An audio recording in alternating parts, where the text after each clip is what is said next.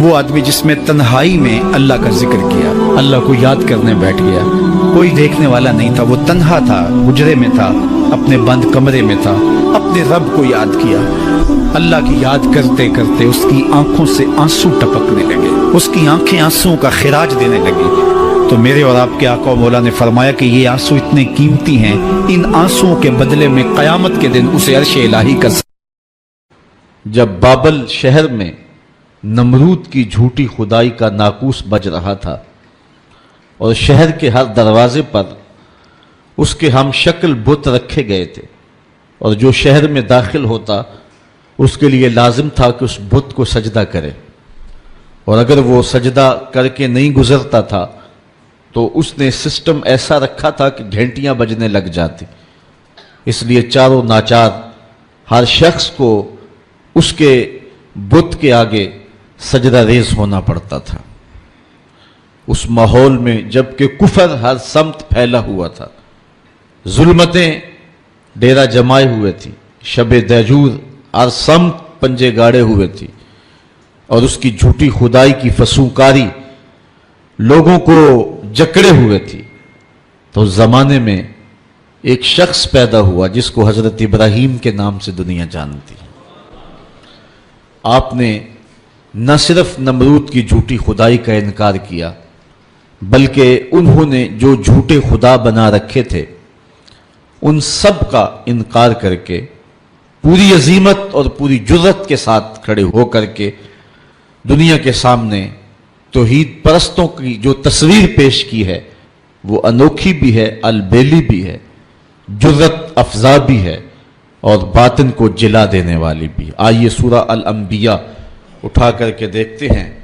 اللہ کا نبی جس ماحول میں آنکھ کھولتا ہے اور پھر جوانی کی دہلیز پہ قدم رکھتا ہے، ایک جھوٹے خدا کی خدائی کا ڈنکا بج رہا ہے، اور لوگ اس کے سامنے اپنی پیشانیاں بھی جھکاتے ہیں اور اپنے سر بھی جھکاتے ہیں۔ حضرت ابراہیم جب بلوغت کی عمر کو پہنچتے ہیں، وَلَقَدْ آتَيْنَا إِبْرَاهِيمَ رُشْدَهُ مِنْ قَبْلُ، اللہ ارشاد فرماتا ہے، اور یقیناً ہم نے مرحمت فرمائی تھی ابراہیم کو ان کی دانائی اس سے پہلے، وَكُنَّا بِهِ عَالِمِينَ، اور ہم ان کو خوب جانتے تھے۔ اِذْ قَالَ لِأَبِيهِ وَقَوْمِهِ مَا هَٰذِهِ التَّمَاثِيلُ الَّتِي أَنْتُمْ لَهَا عَاكِفُونَ، جب انہوں نے اپنے چچا اور اپنی قوم سے کہا کہ یہ کیا مورتیاں ہیں جن پر تم پوجا پاٹ کرنے کے لیے جمے بیٹھے ہو۔ وہ بت تھے جن کے ارد گرد وہ بیٹھے رہتے تھے اور ان کی پوجا پاٹ کرتے تھے۔ قالوا وجدنا آباءنا لها عابدین، تو انہوں نے جو دلیل دی وہ یہ تھی کہ ہم نے اپنے آباء و اجداد کو ایسے کرتے ہوئے دیکھا ہے۔ قال لقد کنتم انتم وآباؤکم فی ضلال مبین، حضرت ابراہیم علیہ السلام بولے بے شک تم اور تمہارے آباء و اجداد سارے گمراہی میں ہو۔ قالوا اجئتنا بالحق ام انت من اللاعبین، کہنے لگے آپ کوئی ہمارے پاس سچی بات لے کر آئے ہیں یا یوں ہی ہم سے دل لگی کر رہے ہیں۔ قال بل ربکم رب السماوات والارض، حضرت ابراہیم علیہ السلام نے کہا کہ یہ تمہارے معبود نہیں ہیں، تمہارا معبود وہ ہے جو زمین و آسمان کا رب ہے، الذی فطرہن، جس نے ان کو پیدا کیا ہے، وَأَنَا عَلَىٰ ذَلِكُم مِّنَ الشَّاہِدِينَ، اور میں اس صداقت پر گواہی دینے والوں میں سے ہوں۔ وَتَاللَّهِ لَأَكِيدَنَّ أَصْنَامَكُمْ بَعْدَ أَن تُوَلُّوا مُدْبِرِينَ، وہ ایک میلہ منعقد کیا کرتے تھے شہر سے باہر اور کچھ دن وہاں گزار کر کے آتے۔ عادت ان کی یہ تھی کہ جب وہ میلے پہ جاتے تو پہلے بتوں کے استہانوں میں حاضر ہوتے اور وہاں ان کے سامنے جا کر کے اقسام کی مختلف رنگوں کی مٹھائیاں رکھتے، اور پھر وہاں سے وہ میلے میں جاتے۔ جب واپس پلٹتے تو سب سے پہلے وہ اپنے بت قدوں میں آتے اور اپنے بتوں کو سلام کرنے کے بعد پھر اپنے گھروں کو پلٹتے۔ ہمیں جو طریقہ دیا گیا ہے، میرے اور آپ کے آقا و مولا جب بھی کبھی سفر پہ تشریف لے جاتے تو حضور سب سے آخری منزل مسجد کو رکھتے تھے۔ مسجد سے نوافل پڑھنے کے بعد حضور سفر پر روانہ ہوتے اور جب واپس حضور تشریف لاتے تو سب سے پہلے مسجد میں جلوہ فراز ہوتے. تو ان کا انداز اپنے بتوں کے لیے یہ تھا، اور اہل ایمان کا اپنے رب کے حضور شکرانے اور نذرانے اور محبتوں کے اظہار کا طریقہ یہ متعین اور مقرر کیا گیا ہے. خیر، انہوں نے حضرت ابراہیم کو بھی دعوت دی کہ آپ چلیں اور ہمارے ساتھ میلے میں شریک ہوں. حضرت ابراہیم علیہ السلام نے کہا کہ میں تمہارے اس میلے میں کیسے شریک ہو سکتا ہوں جہاں بت پرستی ہوگی، میں تو تمہارے عمل اور رویے سے پہلے ہی بیزار ہوں. تو خیر وہ اپنے بتوں کے سامنے طرح طرح کی مٹھائیاں رکھ کر کے میلے پہ چلے گئے. انہیں سان گمان بھی نہیں تھا جو کچھ ہوا ان کے آنے کے بعد. حضرت ابراہیم علیہ السلام نے اس موقع کو غنیمت جانا اور ہاتھ میں کلہاڑا پکڑا. یہ سورہ الانبیاء ہے. سورہ الصافات اٹھائیں، اللہ تعالیٰ جل شانہ نے وہاں سورہ الصافات کے اندر حضرت ابراہیم علیہ السلام کے اس ارادے کی تکمیل کو جو انہوں نے یہاں کیا تھا کہ میں ایک دن تمہارے بتوں سے نپٹ لوں گا، تو آپ ان کے بت خانے کے اندر کلہاڑا لے کر کے تشریف لائے. فراغ الی آلہتہم، ان کے بتوں کے پاس حضرت ابراہیم آئے. فقال الا تاکلون، ان کے سامنے انواع و اقسام کے کھانے پڑے تھے. حضرت ابراہیم علیہ السلام نے کہا کھاتے نہیں ہو؟ ان کی بے بسی کو ظاہر کرنے کے لیے یہ کہا کھاتے کیوں نہیں ہو؟ اب وہ بیچارے کیا جواب دیتے؟ پتھر اور مٹی کے بنے ہوئے مادوؤں کی منہ میں کون سی زبان تھی کہ جو معافی ضمیر کا اظہار کر پاتے؟ تو حضرت ابراہیم علیہ السلام نے ان کی مسلسل خاموشی کے بعد فرمایا مالکم لا تنطقون، بولتے کیوں نہیں ہو؟ فراغ علیہم ضربا بالیمین، یہ اللہ کے پیغمبر کا جلال ہے. آپ نے دائیں ہاتھ میں کلہاڑا پکڑ کے ان کے ٹکڑے ٹکڑے کر کے رکھ دیے. کسی کا کان کاٹ دیا، کسی کا سر کاٹ دیا، کسی کی ٹانگیں توڑ دیں، اور کسی کے بدن کے حصے بکھرے کر دیے، کسی کا ویسے ہی کچھ نہ چھوڑا، اس کے بالکل ٹکڑے کر دیے، بجری بنا کے رکھ دیے. لیکن ان کا جو بڑا بت تھا اس استحان کے اندر اس کو کچھ نہ کہا اور کلہاڑا اس کے کندھے پہ رکھ دیا. اب قرآن مجید میں یہاں سورہ انبیاء میں جو اس واقعہ کو بیان کیا ہے وہاں انداز دیکھیے. آپ نے فرمایا وَتَاللَّهِ لَأَكِيدَنَّ أَصْنَامَكُمْ بَعْدَ أَن تُوَلُّوا مُدْبِرِينَ، جب تم پلٹ کے پیٹھ پھیرتے ہوئے آؤ گے تو میں تمہارے بتوں کے ساتھ جو ہے کوئی سلوک کروں گا، ان کا بندوبست کر لوں گا. فَجَعَلَهُمْ جُزَازًا، تو پس آپ نے ان کو ریزہ ریزہ کر ڈالا. إِلَّا كَبِيرًا لَهُمْ، لیکن جو ان کا بڑا بت تھا حضرت ابراہیم علیہ السلام نے اس کو کچھ نہیں کہا. یہ نہیں کہ اس پر غصہ نہیں تھا، بلکہ ایک حکمت تھی. اس قوم کو رسوا کرنا تھا اور اس قوم کو لاجواب کرنا تھا، ان کے سامنے ان بتوں کی حیثیت رکھنی تھی. تو حضرت ابراہیم علیہ السلام نے بڑے بت کو کچھ نہیں کہا. لعلہم الیہ یرجعون، تاکہ وہ لوگ اس افتاد کے بارے میں اس کی طرف رجوع کریں. اب قوم جب واپس آئی تو معمول ان کا یہی تھا کہ وہ پہلے بت خانے میں آیا کرتے تھے. جب وہ بت خانے میں داخل ہوئے تو عجیب تماشا دیکھا کہ جن بتوں سے وہ مرادیں مانگا کرتے تھے، جن سے بارش کی دعائیں کیا کرتے تھے، اور جن کے ساتھ ان کی حکومت، سیاست، ان کا معاش، ان کی معاشرت وابستہ تھی، ان کے حصے بکھرے پڑے ہوئے دیکھے اور ان کی ٹانگیں ٹوٹی ہوئی دیکھی تو بہت پریشان ہوئے. قالوا من فعل هذا بآلهتنا انه لمن الظالمین، کہنے لگے ہمارے ان خداؤں کے ساتھ یہ سلوک کس نے کیا ہے؟ جس نے یہ کام کیا ہے وہ ظالموں میں سے ہے. غصے سے پیچو تاب کھانے لگے کہ برا حال ہوا ہے، دھڑن تختہ کر کے رکھ دیا اور ان کے جسم کے ٹکڑے بکھرے ہیں بت خانے کے اندر، مٹھائیاں بکھری ہوئی ہیں، پلیٹیں بکھری ہوئی ہیں. تو کہنے لگے یہ کسی نے بہت برا کیا، سخت ظلم کیا ہے، زیادتی کی ہے. قالوا سمعنا فتى يذكرهم يقال له ابراہیم، کہنے لگے چند آدمیوں نے ان لوگوں میں سے کہا ایک نوجوان کو سنا ہے جو ان بتوں کا ذکر برائی سے کرتا ہے، اس کا نام ابراہیم. ورنہ اس بڑے ماحول میں ان بتوں کے ساتھ یہ سلوک بلا کون کر سکتا ہے؟ ان بتوں کی ہیبت سے سارے خائف ہیں۔ ایک بندہ ہے اس پورے معاشرے کے اندر جو جرأت کے ساتھ ان بتوں کے خلاف بولتا ہے، اس کو ابراہیم کہتے ہیں۔ یہ سب کچھ اسی کا کیا دھرا ہوگا۔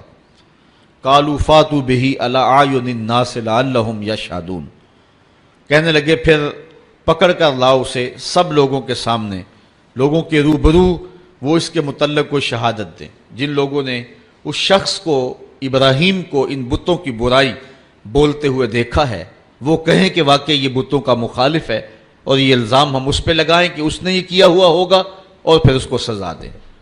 حضرت ابراہیم علیہ السلام لے آئے گئے اور ان کو پکڑ کر کے گرفتار کر کے جو ہے وہ بادشاہ کے دربار میں حاضر کر دیا گیا۔ آیان سلطنت بھی بیٹھے ہیں، وزراء بھی بیٹھے ہیں، مشیر بھی بیٹھے ہیں، خود نمرود بھی بیٹھا ہے، پجاری بھی، اور ان استہانوں کے اور ان بت خانوں کے پروہت بھی بیٹھے ہوئے ہیں، منتیں ماننے والے، دعائیں مانگنے والے، ان کو اپنا معبود سمجھنے والے، اپنی پیشانی ان کے چرنوں میں رکھنے والے سارے بیٹھے ہیں اور اپنے بتوں کی بدحالی پہ پیچ و تاب کھا رہے ہیں۔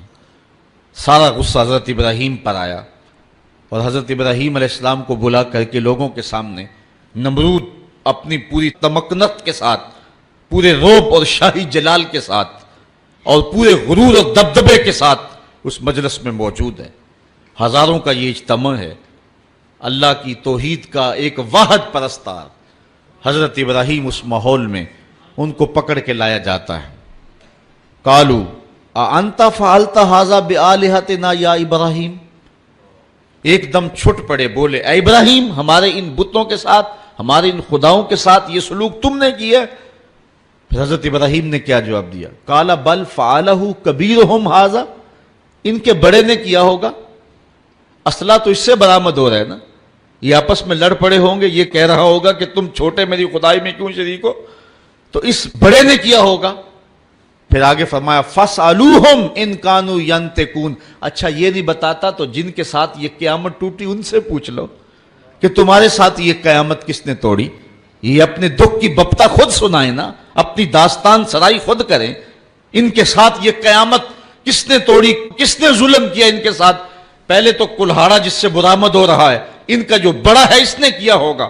حالات قرینہ حالیہ جو ہے وہ یہ بتا رہا ہے کہ سارے بت جو ہیں وہ قتل کر دیے گئے، بڑے کے پاس جو ہے وہ اسلحہ ہے اور وہ بچ گیا، اس کو خراش تک نہیں آئی، یقیناً ان کی آپس میں کوئی لڑائی ہو گئی ہوگی، اس بڑے نے چھوٹوں پہ حملہ کر دیا اور ان کے ٹکڑے ٹکڑے کر کے رکھ دیا اور خود سلامت رہا، تو اس نے کیا ہوگا۔ اچھا اگر اس نے نہیں کیا ہے تو یہ نہیں بتا رہا، تو چلو جن کے ساتھ یہ قیامت ٹوٹی ہے ان بیچاروں سے پوچھ لو تمہاری ٹانگیں کس نے کاٹ دی، تمہارے سر کس نے توڑ دیے، تمہارے کان کس نے کاٹ دیے، تمہاری ناک کس نے توڑ دی۔ حضرت ابراہیم علیہ السلام کے لفظوں کی کاٹ کلہاڑے کی کاٹ سے بھی زیادہ تھی۔ اللہ اکبر، اللہ کا نبی بول رہا ہے اور نمرود کا دربار ہے، سارے مخالف ہیں، بتوں کے ماننے والے اور ان کو اپنا معبود برحق سمجھنے والے۔ ایک جوان اللہ کی توحید کا واحد پرستار میدان عمل میں کھڑا ہے۔ حضرت ابراہیم علیہ السلام نے ذرا لفظوں کی کاٹ دیکھیے اور حضرت ابراہیم کا لہجہ دیکھیے۔ کالا بل فعلہ کبیرہم ھذا، ان کے اس بڑے نے کیا ہوگا۔ فاسألوہم، اب کوئی وقفہ دیے بغیر، فا تاکیبیہ ہے اور سما اور فا میں فرق یہ ہے کہ جب سما بولا جاتا ہے تو اس میں تاکیب فی الفور، فاسألوہم، ان سے پوچھ لو، اور پھر بتوں کی بے بسی کو بھی ساتھ بیان کر کے فوراً کہا ان کانوا ینطقون، اگر یہ بولتے ہیں تو اپنی دکھ کی کہانی بیان کریں، اپنے درد اور اپنے دکھڑے کو بیان کریں کہ یہ قیامت ان پر کس نے توڑی ہے۔ فَرَجَعُوا إِلَىٰ أَنفُسِهِمْ، پھر وہ اپنے اندر پلٹے، ضمیر تو ہوتا ہے، اندر سے آواز تو آتی ہے، پھر وہ اپنے ضمیر کی طرف پلٹے۔ فَقَالُوا إِنَّكُمْ أَنْتُمُ الظَّالِمُونَ، اور پھر بولے بے شک تم خود ہی ظالم ہو، ان سے توقعات وابستہ کیے ہوئے ہو جو اپنے وجود کی سلامتی اور اپنے وجود کی بقا کی ضمانت بھی نہیں دے سکتے، اور پھر ان کے اوپر حملہ آور ہو تو دفاع بھی نہیں کر سکتے، دفاع تو دور کی بات ہے، اپنے دکھ کی کہانی بھی نہیں سنا سکتے، ان پر ظلم کس نے کیا اس بپتا کو بھی نہیں کہہ سکتے۔ تو جو اتنے مجبور اور اتنے بے بس ہیں تو وہ تمہیں کیا دے گی؟ ایک دم وہ اپنے اندر پلٹے، ضمیر اندر سے گھنٹیاں بجانے لگا۔ ابراہیم کھڑے ہیں اور اللہ کی توحید کا پیغام دے رہے ہیں۔ وہ اپنے اندر جھکے اور کہا کہ تم خود ہی ظالم ہو۔ ثم نکسوا علی رؤوسہم، پھر وہ اوندے ہو کر پلٹ گئے۔ اندر کی ظلمت، اندھیرا اور ان بتوں کا وہ پیار جو ان کے اندر رچا بسا تھا، پھر وہ دوبارہ پلٹے اور حضرت ابراہیم سے مخاطب ہو کے کہا لقد علمت ما ہؤلاء ینطقون۔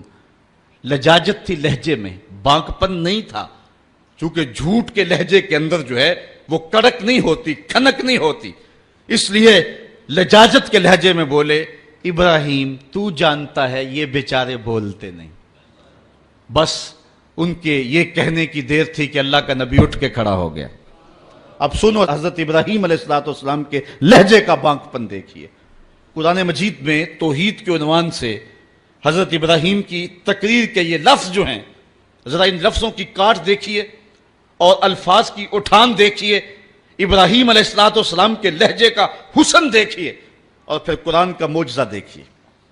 میرے پاس وہ لہجہ نہیں ہے کہ ان لفظوں کو اس انداز سے پڑھ سکوں کہ وحی کے پڑھنے کا جو طریقہ اور سلیقہ اہل زبان رکھتے ہیں، لیکن میرے ٹوٹے ہوئے لہجے کے اندر بھی آپ ان لفظوں کا حسن ملاحظہ کر سکیں گے کہ کس قدر اللہ کے نبی حضرت ابراہیم علیہ السلام کھڑے ہو کر کے اللہ کی توحید پر گفتگو کر رہے ہیں، اور یہ موقع حضرت ابراہیم تلاش کر رہے تھے، اور یہ سارا جو کچھ کیا تھا اس موقع کو پیدا کرنے کے لیے حضرت ابراہیم نے کیا تھا۔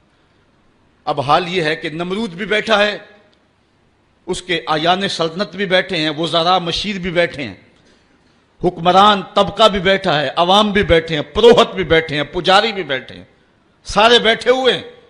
اور حضرت ابراہیم علیہ السلام جب حجت پوری کر لی اور ان کو کہا ان سے پوچھ لو، بڑے نے کیا ہوگا، اچھا یہ بولتے ہیں تو ان سے سوال کر لو، تو وہ اپنے ضمیر کی طرف لوٹے اور پھر پلٹ آئے دوبارہ گمراہی کی طرف۔ لہجے میں جو ہے وہ توتلا پن تھا، رک رک کے کہہ رہے تھے، لجاجت تھی، ٹپک رہی تھی لہجے کے اندر، بے بسی تھی۔ حکمران ہونے کے باوجود اتنا طبقہ ایک تنہا شخص سے مخاطب نہیں ہو رہا اور آنکھیں ملانے کے قابل نہیں ہے، جھکی نظریں ہیں، زبان بل کھا رہی ہے، لجاجت ہے، پیشانی اور بدن پہ پسینہ چھوٹا ہوا ہے، اور کفر کے یہ سرغنے لجاجت برے لہجے میں کہتے ہیں لقد علمت ما ہؤلاء ینطقون۔ ابراہیم تو جانتا ہے یہ بیچارے بولتے تو نہیں، ان سے کیا پوچھیں، یہ تو بولتے نہیں ہیں۔ بس یہ کہنے کی دیر تھی، اللہ کا نبی کھڑا ہوا۔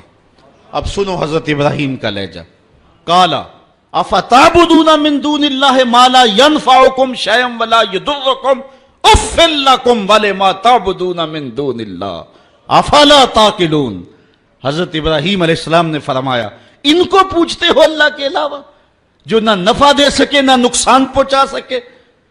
اب ایک اور دیکھیے وار کلہاڑے کا، اف لکم، ذرا دیکھیے کیسی کاٹ ہے، بیٹھے ہیں شاہب، وقت بھی سامنے بیٹھا ہوا ہے، اللہ کا نبی بول رہا ہے، ابراہیم علیہ السلام کے لہجے کے اندر جلال ہے، اور پورے رعب کے ساتھ اللہ کا نبی اللہ کی توحید کا پیغام دے رہا ہے۔ اف لکم، افسوس ہے تمہارے جینے پہ، اف لکم ولما تعبدون من دون اللہ، اور افسوس ہے تمہارے ان خداؤں پہ جن کو تم اللہ کے علاوہ پوچھتے ہو۔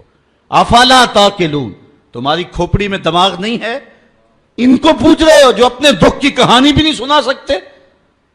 اب جب دلیل سے بات نہ ہو سکے اور جب کسی کے لفظوں کی کاٹ نہ کی جا سکے تو جو طاقتور لوگ ہوتے ہیں ان کا لہجہ دوسرا ہوتا ہے، جلا دو، ٹکڑے کر دو، مار دو، بوٹیاں نوچ لو۔ انہوں نے کہا قالو حرقوہ وانصروا آلہتکم ان کنتم فاعلین۔ آپس میں بولے اس کی زبان تو روکی نہیں جا سکتی، اس کے لہجے کا جواب تو دیا نہیں جا سکتا، اپنے بتوں کا دفاع تو ہو نہیں سکتا۔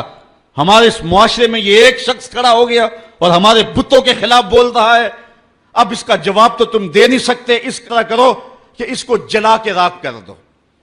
آج جو ٹیری جونز نے امریکہ کے اندر کتاب رحمت کے ایک نسخے کو جلانے کا اعلان کیا ہے، یہ اپنی شکست کا اعلان کیا ہے، قرآن کی صداقت کے آگے بول نہیں سکا ہے، कुरान का ये नारा, अगर इस किताब रहमत में तुम्हें शक है तो इसकी मिसल एक सूरत ही ला के दिखाओ।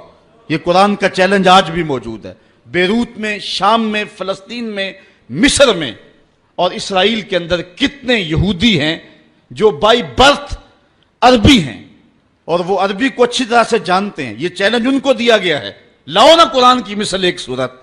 लेकिन जब दलील की जुबान बंद हो जाए और इंसान दलील से बात ना कर सके तो फिर ओछे हथकंडों पे उतर आता है, फिर गाली और गोली उसका लहजा होता है, फिर वो कहता है जला दो, टुकड़े कर दो। तो हजरत इब्राहीम अलैहिस्सलाम के लिए उन्होंने साहब ने मिल करके ये फतवा दिया, कालू हर्रिकू हो वंसुरू आलिहतकुम, इसको जला दो और अपने माबूदों को बचा लो। इन कुंतुम फाइलीन, अगर तुम कुछ कर सकते हो तो यही रास्ता तुम्हारे पास रह गया है। अगर अपने खुदाओं का दफा करना है तो फिर इसकी जुबान बंद करने के लिए यही तरीका है कि इसको आग में जला दिया जाए। अब आग का अलाव रोशन कर दिया गया। हजरत इब्राहीम को तलवार की एक ज़रब से भी काटने का एहतमाम किया जा सकता था, लेकिन रंग कोई और थे और रब को कुछ और मंजूर था। एक चिखा तैयार की गई और मुफस्सिरीन लिखते हैं कि इतनी बड़ी थी कि अगर ऊपर से फजा से कोई परिंदा गुजरता और उससे उठने वाली गर्मी और हरारत और हिद्दत से वो जल बुन करके कबाब बन करके नीचे जो है वो गिर जाता। अब जब चिखा जलाली रोशन कर ली, अब इब्राहीम अलैहिस्सलाम गिरफ्तार हैं और उनको पकड़ के आग में डालें तो कैसे डालें, करीब तो जाया नहीं जाता। एक मंजनीक तैयार की, उसके एक पलड़े में हजरत इब्राहीम अलैहिस्सलाम को बिठाया, उनके बदन पे रस्सियां जो है वो बांधी और उनको जकड़ करके उस मंजीक में रखा कि उसको घमा करके उस आग में डाल देंगे। जब मंजीक को घमाया जाने लगा, कारकुनाने कज़ा व कदर में कोहराम मच गया। मालिक, इस धरती पे तेरा एक ही तो परस्तार है, तेरा एक ही तो पूजने वाला है, अगर ये भी ना रहा तो फिर तेरी तौहीद का ऐलान कौन करेगा। लेकिन फितरत मुस्करा के कुछ और कह रही थी, फानूस बन के जिसकी हिफाजत हवा करे, वो शमा क्या बुझे जिसे रोशन खुदा करे। हजरत इब्राहीम अलैहिस्सलाम उस मंजीक में डाल लिए गए। जरा देखिए तौहीद परस्त का लहजा, जिस धज से कोई मक्तल में गया वो शान सलामत रहती है, इस जान की कुछ परवाह ही नहीं, ये जान तो आनी जानी है। इब्राहीम अलैहिस्सलाम के बारे में उनका ख्याल था कि जब जलती हुई आग के भड़कते हुए शोले देखेंगे तो अपने मौकफ से रजू कर लेंगे, लेकिन जिनके अंदर चरागे तौहीद रोशन हो, भला वो इन भड़कते हुए शोलों को खातर में कैसे लाते हैं। हजरत इब्राहीम अलैहिस्सलाम चरखी में बैठे और जब उस चरखी को घमाया गया, हजरत जिब्रील अमीन हाजिर हो गए। अर्ज कही, ए इब्राहीम, मैं अल्लाह के यहाँ कुर्ब खास रखता हूँ और मेरा आना जाना सिदरा तक है, अगर अल्लाह से कुछ कहना है तो मुझे कहिए, मैं अल्लाह की बारगाह में अर्ज कर देता हूँ। तो हजरत सैयदना इब्राहीम अलैहिस्सलाम बोले कि ऐ जिब्रील, तेरी मेहरबानी पेशकश की, मुझे तेरे से कोई हाजत नहीं है। जिब्रील ने अर्ज की कि अच्छा चलो अपने रब से खुद ही अर्ज कर लीजिए, इस मुश्किल और आड़े वक्त में आपकी हिफाजत की जाए। आपकी हिफाजत इस काज की हिफाजत है, आपका बच जाना दीन इस्लाम का बच जाना है, इसलिए आप खुद अर्ज कर लीजिए। हजरत इब्राहीम बोले, ए जिब्रील अमीन, मुझे ये बताओ, काफिरों के दिल में ये बात किसने डाली कि मेरे लिए आग के ये अलाव रोशन किए जाएं। कहा रब्बे जलील ने। कहा अगर जलील की ये मर्जी है तो फिर खलील की भी यही मर्जी। जे सोना मेरे दुख विच राजी ते मैं सुख नू चुल्हे डावां, अगर उसकी रिजा है कि मैं जलूं तो मैं 100 बार जलने के लिए तैयार हूं। अच्छा, उन्होंने उस मंजनीक को घुमा करके हजरत इब्राहीम अलैहिस्सलाम को आग में डाला। हूरों की चीखें निकल रही थी, अर्शे मोल्ला थर्रा रहा था, कारकुनाने कज़ा व कदर परेशान थे कि धरती पर एक ही रब की तौहीद का मतवाला और उसको भड़कती हुई आग के शोलों पे डाला जा रहा है। लेकिन कुदरत ने जो दिखलाना था वो कुछ और था। जब हजरत इब्राहीम को घमा करके आग में डाल दिया गया, उधर हजरत इब्राहीम आग में पहुंचे, उधर आग को रब का संदेशा पहुंचा, कुलना या नारो कूनी बरदम व सलामन अला इब्राहीम। हमने आग से कहा, ए आग ठंडी हो जा, इतनी ठंडी भी ना कि मेरे खलील को सर्दी लग जाए, ठंडी भी सलामती की होना, मेरे इब्राहीम पे ठंडी हो जा। हजरत इब्राहीम अलैहिस्सलाम उस आग में आ गए। बाहर तो भड़कते हुए शोले थे, अंदर जन्नत की हवाएं चल रही थी। ایک دن نہیں، 2 دن نہیں، 40 دن تک اللہ کا خلیل اس آگ میں رہا ہے۔ 40 دن تک حضرت خلیل اللہ اس آگ کے اندر رہے۔ اندر گلزار بنا ہوا تھا، جنت کا ماحول تھا، فردوس کی جو ہے وہ بہاریں تھیں، اور باہر آگ جل رہی تھی۔ باہر کوئی جاتا تو وہ دور سے بھاگ آتا۔ اب ان کا تو خیال تھا کہ راکھ بھی نہیں بچی ہوگی، لیکن آگ کے جب شعلے سرد ہوئے اور جب کوئلے بجھے تو حضرت ابراہیم کوئلوں پہ چلتے ہوئے یوں آ رہے ہیں جس طرح کوئی نازنین پھولوں پہ چلتا ہوا آتا ہے۔ حضرت ابراہیم علیہ السلام سے پوچھا گیا زندگی کے بہترین لمحے کون؟ زندگی ایک بار ہی ملی ہے، دوبارہ نہیں ملنی۔ اس وقت ڈاڈا پچھتاوا ہوگا، لوگ کہیں گے یا اللہ ایک بار بھیج دے بس، اب تو آنکھوں نے سب کچھ دیکھ لیا، دوبارہ تو سر سجدے سے نہیں اٹھائیں گے۔ کہا تجھے بھیجا تھا، پیغمبر بھی بھیجے تھے، کتابیں بھی اتاری تھی، روز مرتے ہوئے لوگ تیرے سامنے تھے، اٹھتے ہوئے جنازے تیرے سامنے تھے، پھیلے ہوئے قبرستان، ڈوبتا ہوا سورج، یہ عارضی دنیا کے کتنے نقشے تمہیں دکھائے، لیکن تو پھر بھی نہ مانا، اب دوسرا موقع دے۔ لکھاں آئے لوک زمانے تے محبوب خدا جیا، لکھاں سونے بن بن بہندے نے او دی خاکے پا جیا کوئی، وہ حسن دیا گیا۔ اور میرے امام بولے بل بل نے گل ان کو کہا، اس سے بڑھ کر بل بل بول ہی نہیں سکتی، پھول سے آگے دیکھ ہی نہیں سکتی، اس نے بھی پھول کہہ دیا۔ بل بل نے گل ان کو کہا، کمری نے سروے جاں فضا، حیرت نے جھنجھلا کر کہا یہ بھی نہیں وہ بھی نہیں۔ خورشید تھا کس زور پر، کیا بھڑ کے چمکا تھا کمر، بے پردہ جب وہ رخ ہوا یہ بھی نہیں وہ بھی نہیں۔ وہ جمال دیا، وہ خوبصورتی دی، وہ حسن عطا کر دیا۔ مکھ چند بدر شاہ شانی، متھے چمک دی لاٹ، کالی زلف تے اکھ مستانی، مخمور رکھی ہن مد بریاں۔ اللہ اکبر، وہ جمال دیا وہ انہی کا جمال ہے۔ ابو ہریرہ رضی اللہ تعالیٰ عنہ بولے کل قمر لیلۃ البدر لم ارا قبلہ ولا بعدہ مثلہ۔ کیا پوچھتے ہو، 14ویں رات کا چمکتا ہوا چاند تھے میرے حضور۔ پھر بولے نہیں نہیں نہیں نہیں نہیں، حضور جیسا نہ پہلے دیکھا نہ بعد میں دیکھا۔ حسان بن ثابت پاس ہی کھڑے تھے، بولے دیکھتے کیسے، کسی ماں نے جنم دیا ہوتا تو دیکھتے۔ خدا نے وہ سچا ہی پن چھڑیا جدے وچ محمد نو ٹالیا، حسینہ جمیلاں دا منہ موڑ دیتا، محمد بنا کے قلم توڑا۔ مثل او در عالم مقام متصور نیست، رخ مصطفیٰ ہے وہ آئینہ، کیا غصہ دوسرا آئینہ، نہ کسی کی بزم خیال میں نہ دکان آئینہ ساز میں۔ وہ جمال دیا، وہ حسن دیا، وہ خوبصورتی عطا فرمایا۔ اللہ اکبر۔ حضرت جابر بن سمرہ سے سنیے، وہ کہتے ہیں لیلۃ الاضحیان تھی، 14ویں رات کا چمکتا ہوا چاند تھا، لال دھاری دار یمنی چادر اوڑھ کے محبوب سوئے ہوئے، جامع کا انداز دیکھیں، بروں آور سرز برد یمانی۔ حضور وہ یمنی چادر سے ذرا سر نور نکالیے تو سر، بروں آور سر از برد یمانی کہ روئے تست صبح زندگانی۔ آپ کا نورانی چہرہ صبح زندگانی ہے، زندگی کی صبح ہے، زندگی کا جمال ہے۔ تو کبھی لال یمنی دار چادر لیتے، کبھی کالی چادر کی بکل مارتے۔ ام المومنین سیدہ عائشہ کہتی ہیں رضی اللہ تعالیٰ عنہ کہ ایک دن کالے رنگ کی چادر حضور نے بکل ماری اور حسن آج ناز میں آ گیا۔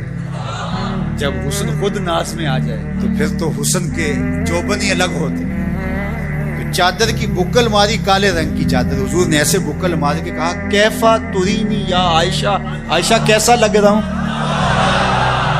عائشہ بتاؤ کیسا لگ رہا ہوں۔ تو ام المومنین بھی تو ام المومنین تھی، انہوں نے کہا چادر کی سیاہی نے چہرے کی سفیدی نکھار دی ہے، چہرے کی سفیدی نے چادر کی سیاہی نکھار دی۔ تو حضرت جابر بن سمرہ کہتے ہیں لال دھاریوں والی یمنی چادر حضور اپنے اوپر اوڑھ کر کے استراحت کر رہے تھے، اور لیلۃ الاضحیان تھا، 14ویں کا چاند چمک رہا تھا۔ میں کبھی حضور کو دیکھوں کبھی چاند کو دیکھوں۔ فائزہ ہوا احسن عندی من القمر، میں نے فیصلہ کیا چاند نہیں حضور سونے ہیں۔ اللہ اکبر، چاند نہیں حضور سونے ہیں۔ اللہ اکبر، ایک سونا دوجا جی بدل۔ اللہ اکبر، کیا جمال دیا، کیا خوبصورتی دی، کیا خوب سجن دیاں اکھیاں، کیا خوب سجن دیاں جویں پر کے سرائیاں رکھیاں۔ تو اجے میرا یار نہیں ڈٹھا جنوں ویکھ کے چن شرماوے، ادھی راتی دن چڑھ جاوے جیو رخ تو نقاب اٹھاوے تے جے او نکلے سیر کرن نو سارا گلشن سیس نواوے ہتے دھرتی لف لف جاوے جے ہاتھ پھلاں وچ رکھدا ہاتھ پھلاں تو ود جاوے نین نشیلے مست رسیلے وچ سونا کجل سہاوے اکھ اگڑے تے انج پیا جاپے جویں میں خانہ کھل جاوے تے جے او کھولے پیچ زلف دے اتے راہی راہ بھل جاوے توبہ توبہ حسن سجن دا چال نہ چلی جاوے بجلی ڈردی لشک نہ مارے متا بے ادبی ہو جاوے علم خدا نے اینا دتا عقلاں وچ نہ آوے عقل خدا نے اینی دتی علماں وچ نہ آوے کی اعجاز نظر وچ او دی جو آوے وک جاوے خلق او دے نے مو لئی دنیا کوئی ودلائی جان بچاوے آزم ایڈا سونا ماہی سانو کدھرے نظر نہ لاؤ کوئی میرے حضور جیسا اللہ کوئی مثل نہیں ڈھولن دی کوئی مثل نہیں ڈھولن دی چپ کر میرے علی ایتھے جا نہیں بولن دی اللہ اکبر کوئی مثل نہیں جانی دی رب خود قسم چکے جدی چڑھ دی جوانی دی وہ حسن دیا وہ جمال دیا وہ خوبصورتی دی اللہ اکبر میں اور آپ خوش قسمت ہے کہ ہم اس آقا کے غلام ہیں تو آئیے میں اور آپ ان کے ساتھ اپنی محبت کا ربط اور رشتہ مضبوط اور مستحکم کریں اور محبت کے تمام تر تقاضوں کو نبھاتے ہوئے چونکہ محبت چاہتی ہے کہ محبوب کی اداؤں کو اختیار کیا جائے محبوب کی اتباع کو بھی زندگی میں اتار لیا جائے اللہ مجھے آپ کو حضور کا سچا پیار نصیب فرمائے۔ ایک نوجوان لڑکا ہے جس کا نام ابو کرصافہ ہے، بکریاں چراتا ہے اور اپنی خالہ کے ہاں قیام پذیر ہے۔ ایک دن اس نے حضور کو دیکھا اور خوش قسمتی کہ حضور نے بھی اسے دیکھی۔ تیری پہلی نظر کا وار توبہ، دل اب تک دعائیں دے رہا ہے۔ تو اب اس کو سب بکریاں بھول گئیں، وہ بکریاں لاتا ہے اور چراگاہ میں چھوڑتا ہے اور آگے حضور کی مجلس میں بیٹھے۔ ایک دن خالہ کو پتہ چل گیا کہ یہ تو سارا دن وہاں بیٹھا رہتا ہے، تو اس نے سختی سے منع کر دیا کہ تم وہاں نہیں جاؤ گے۔ اب ایک دن تو کاٹا، 2 دن کاٹے، لیکن برداشت نہیں ہوتا۔ آ کے اپنی ماں کو خالہ کو بٹھا کے ابو کرصافہ کہنے لگے، نوجوان لڑکا ہے، کہ میں تمہاری بات مان لیتا ہوں، نہیں جاؤں گا، لیکن ایک بات تو میری بات ہے۔ انہوں نے کہا کیا؟ کہا ایک بار تم میرے ساتھ چلو بس، اس کے بعد اگر تم نے روکا تو رک جاؤں گا، ایک بار تم نے میرے ساتھ جانا ہے۔ انہوں نے کہا ٹھیک ہے ہم چلے جاتے ہیں۔ حامی بھر لے، خیال تھا کہ ٹھیک ہے اس کے کہنے پہ ہو آتے ہیں، اور اس کے بعد جو ہے وہ اس کو پھر زور بھی دینا پڑے گا، اس کی شرط پوری ہو جائے گی۔ اب ابو کرصافہ اپنی ماں کو، اپنی خالہ کو لے کر حضور کی دہلیز میں پہنچے۔ کچھ دیر بیٹھے اور واپس چلے تو اسے بے چینی تھی کہ اب یہ کیا بولتے ہیں، کیونکہ اس کا مستقبل بھی اس پہ لگا ہوا تھا۔ اب اس کے دل کی دھڑکنیں تھم رہی ہیں کہ پتہ نہیں میری ماں کیا بولتی ہے، میری خالہ کیا بولتی ہے۔ تو ابو کرصافہ کی خالہ نے بول کے کہا ما رأینا مثل ھذا الرجل، زندگی میں ایسا سونا بندہ دیکھا ہی نہیں۔ لکھاں لوگ آئے زمانے تے، محبوب خدا جیا کوئی نہیں۔ لکھاں لوگ آئے زمانے تے، محبوب خدا جیا کوئی نہیں۔ لکھاں سونے بن بن بہندے نے، او دی خاک پا جیا کوئی نہیں، او دی خاک پا جیا۔ اور اعظم چشتی مرحوم ساری زندگی حیرت میں گزار دیتے ہیں اور لکھتے ہیں کہ سمجھا نہیں ہنوز میرا عشق بے ثبات، سمجھا نہیں ہنوز میرا عشق بے ثبات۔ تو کائنات حسن ہے یا حسن کائنات؟ تو کائنات حسن ہے یا حسن کائنات؟ احسن وجہن، ابو کرصافہ کتنا سونا چہرہ تھا، کتنا سونا چہرہ تھا۔ ولا انقا ثوبن، اور جتنے سونے کپڑے تھے اتنے سونے کپڑے بھی کسی کو پہنے ہوئے نہیں دیکھا۔ اور تیسری بات فرمایا ولا الینا کلامن، جتنی میٹھی باتیں کرتا تھا، शहद टपकता था उसके लहजे से।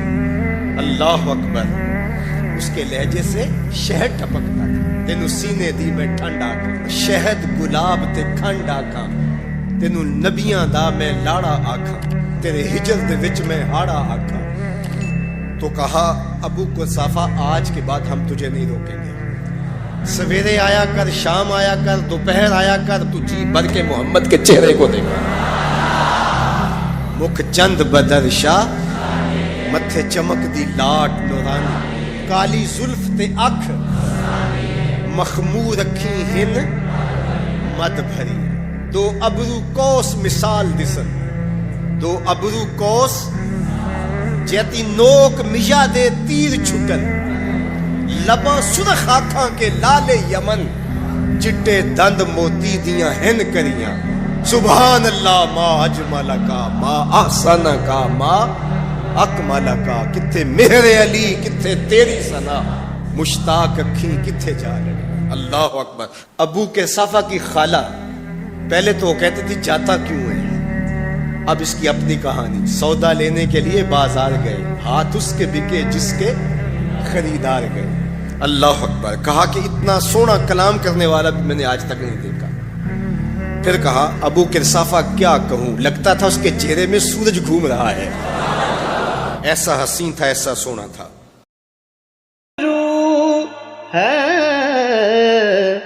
मैंने आज़मंद हूँ तेरा, मैं हूँ इश्क का पुजारी, है अजब नमाज मेरी। मैं हूँ इश्क का, मैं हूँ इश्क का पुजारी, है अजब नमाज मेरी।